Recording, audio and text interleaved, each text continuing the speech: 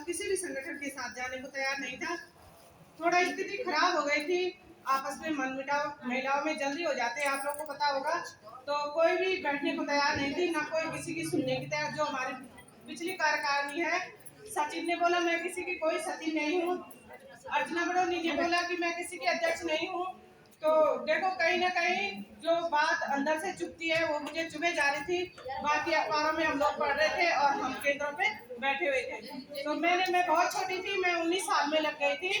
तो जब मैं 19 साल में लगी थी तो मैंने एक बार मैंने रेखा दीदी को देखा था। दीदी हमारे ब्लॉक में आई थी तो मैंने देखा था, तो मुझे लगा कहीं ना कहीं देखो वह भी एक महिला है, अगर वो हमारे लिए कर सकती है तो हम क्यों नहीं कर सकते पीछे से। तो मैंने दीदी को कॉल किया तो दीदी ने मुझे समझाया ऐसा ऐसा करना है और आप लोग लेटर दीजिए। तो मैंने लेटर बनाया, लेटर जैसे दीदी ने मुझे बताया तो मैंने लेटर सबसे पहले अपनी सीडीपीओ मैम को दिया, उसके बाद जो है उप जिलाधिकारी को दिया। फिर मैं आप लोग शांत रहिए, माइक की आवाज बहुत कम है और आप बोलते जाओगे तो फिर मेरे यहाँ पे खड़े होंगे, मैं पूरी तरह से। तो उसके बाद जो है हम लगातार 4 तारीख से तहसील में बने हुए थे। तो मुझे अब पता चला है कि वाकई में पदभार क्या होता है और जिम्मेदारी क्या होती है। जब हम तहसील में बने हुए थे तो 3-4 दिन तक तो हमारे पास पत्रकार, एलआईयू वाले सभी मतलब बराबर बने हुए थे। और 5वें-6वें दिन जो है तहसीलदार जी आते हैं, अपनी गाड़ी लेके बोलते हैं कि मैं कार्रवाई कर दूंगा, यहाँ कोई धरना स्थल नहीं है, आप लोग यहाँ से जाइए। ठीक है, मैंने अपनी बहनों को कहा घबराने की जरूरत नहीं है, हम यहीं पे बने रहेंगे। मैंने तहसीलदार जी से ये भी कहा, जब लोग 12 बजे और 1 बजे आप लोग हमारी बहनों को कॉल करते हैं कि 100% काम चाहिए, अभी चाहिए, तब आपको दिखाई नहीं देता ये काम किसका है? वो काम हमारा विभाग का नहीं है। जब आप लोग अन्य विभागों के 10 काम हम पे थोपते हो तब आपको पता नहीं चलता ये काम तहसील का है, ये सारा काम तहसील के अंदर आता है, तब आपको पता नहीं चलता। आप लोग ऐसे कैसे बोल सकते हो हमें कि आप तहसील के अंदर धरना नहीं दे सकते। लेकिन फिर भी मैंने उनका 7 तारीख से प्रेशर था, लेकिन फिर भी कल तक हमारा धरना तहसील में बराबर बना रहा।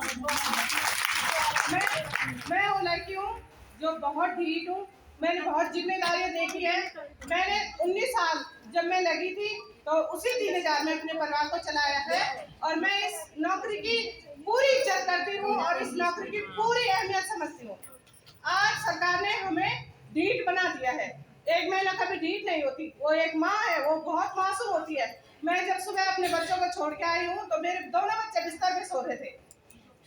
34 साल अभी मेरी उम्र है, तो आप लगा सकते हैं 14 में मेरे साथ भी मेरे बच्चे छोटे ही, 8 साल की मेरी बेटी है।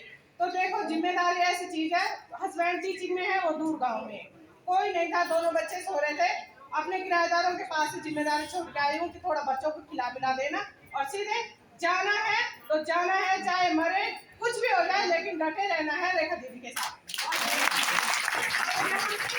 मेरे यहाँ पर आने का मतलब सिर्फ ये है, अभी हमारी सीनियर पुष्पा सजवार दीदी सब कुछ बोल चुकी है, हमारे 9 ब्लॉक एकजुट है, सबसे खुशी की बात है। और अभी जो है हमारे कृष्णनगर ब्लॉक में पहले से काफी बेहतर सुधार है, आप लोग फोटो के माध्यम से भी देख रहे होंगे, काफी एकजुटता है और सुन रही है कहना, धीरे धीरे उनमें और सुधार होगा। तो मैं यही संघर्ष कर रही हूँ कि सुधार होगा। मैंने उनको ये भी बोला, अगर आप लोग धरना स्थल तक नहीं पहुँचते हैं, अपनी बात मुझे बताइए, आपको दिक्कत क्या है, मैं स्कूटी लेकर खुद आपके दरवाजे तक पहुँचूंगी, पर छोड़ूंगी नहीं, किसी को अपने ब्लॉक से इधर-उधर नहीं होने दूंगी। ये मेरी जिम्मेदारी है और ये दीदी का विश्वास है मेरे में और मैं उनका विश्वास बनाए रखूंगी। लेकिन वो भी हमारा विश्वास बनाए रखे, हम सभी बहनों का, और जो भी उनके साथ हमारे पूरे 107 या जो भी 95 ब्लॉक जो भी उनके साथ जुड़े हैं उनका विश्वास बनाए रखे।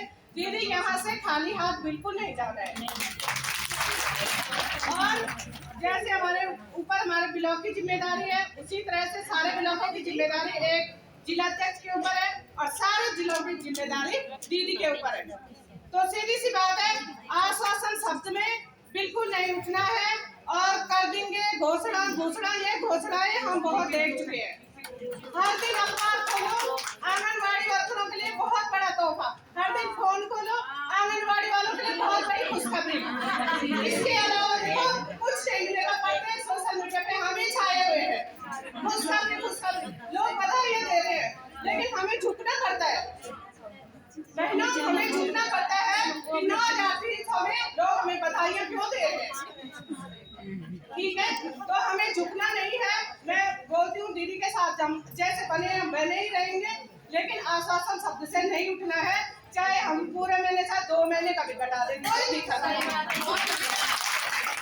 यही बात दूसरे संगठन जो दूसरे संगठन है हमारे, तो मैं उनसे बोलना चाहती हूँ, आप में क्या इतना दम नहीं है जब आंगनबाड़ी का लोगो आप में लगा हुआ है और आप उसके आंगनबाड़ी की रोटी के पीछे आप पल रहे हो, तो आपको दूसरे संगठनों में जाने की जरूरत क्या पड़ गई? ऐसी क्या जरूरत पड़ गई आपको कि आप पूंछ पकड़ रहे हो दूसरों की? पूंछ पकड़ने की जरूरत कहाँ पड़ती है एक महिला को, जब हम आंगनबाड़ी वर्कर है, हमको लोगो मिला है, ड्रेस मिली है, हमको जो हमारा आईडी कार्ड है वो मिला है, तो क्यों हमें मजदूर संघ ये संघ वो संघ जरूरत, हमें तो जरूरत ही नहीं है। तो बहुत कम है वो लोग, घबराने की जरूरत नहीं है। देखो संख्या हमारी बहुत ज्यादा है। अगर जिले में जैसे हमारे 9 ब्लॉक हमारे साथ है, तो किसी किसी जिले में 1 आध ब्लॉक उनके साथ है, ठीक है। तो ऐसा नहीं है, हम राजनीतिकरण अपना बिल्कुल नहीं होने देंगे। जब हम बैठे हुए हैं सड़कों में हमें, तो सरकार हमारी सुने, विभाग हमारे सुने। जो बैठे ही नहीं है, जिन्हें जरूरत ही नहीं है, उन्हें इनवाइट करने की जरूरत क्या पड़ गई? तो मैं ये कहना चाहती हूँ, अगर देखो दीदी लोगों के पास हमसे बहुत ज्यादा प्रेशर होता है। हम जब एक ब्लॉक नहीं संभाल पा रहे हैं, तो दीदी ने इतना प्रदेश संभालना है। अगर उन पे इस प्रकार का भी दबाव बनता है, तो सभी संगठन अगर वार्ता करते हैं कि ठीक है 18,000 मानदेय पूरे हो गए, तो मैं तो कहती हूँ कि वो फ्री वाली भी आ जाए, तब जब लिखित में हो जाए, ठीक है। अपना मैंने बना के ले आए और दीदी के आगे पीछे फ्री वाले जैसे घूमते ही हैं। आपको पता होगा मेहनत वाला हमेशा कड़क रहता है और हमेशा गर्दन ऊंची करके जीता है। तो मैं दीदी से कहना चाहती हूँ, हम मेहनती लोग हैं जो आपके साथ जुड़े हुए हैं, हमें किसी पुरुष की जरूरत नहीं है, हमें किसी अन्य संगठन की जरूरत नहीं है। हम महिला शक्ति है और महिला शक्ति ही रहेंगे, चाहे मर जाएंगे, लेकिन महिला शक्ति के हिसाब से ही हमें जीना है। धन्यवाद।